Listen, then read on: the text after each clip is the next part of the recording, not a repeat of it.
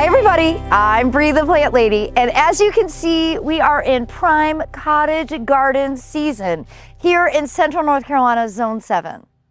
Now I get a ton of questions at this time of year. Where can I buy the seeds? I want to build a garden like this.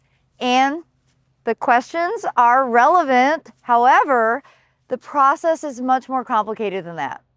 Here's the deal. This beauty behind me happened from 5 months ago, direct seeding, all of this great diversity of bachelor buttons and poppies and larkspur all together to create a border that looks like England, but in North Carolina.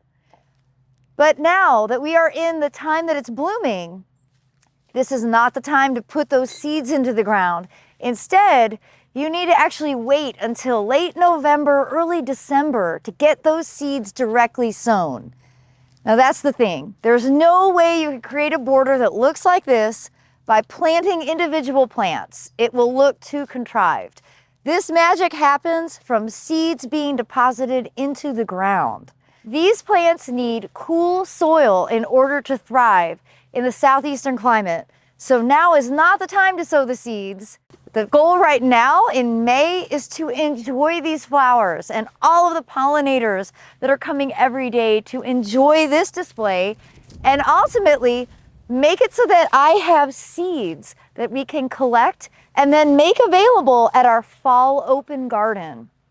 So for 2023, the fall open garden is scheduled for Saturday, September 23rd from noon to 4 p.m. And I promise you, we will have all of the seeds that are here behind me available for purchase.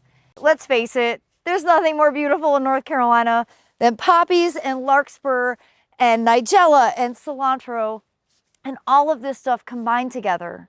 But this is a fall or early winter sown project that you get to enjoy in the spring.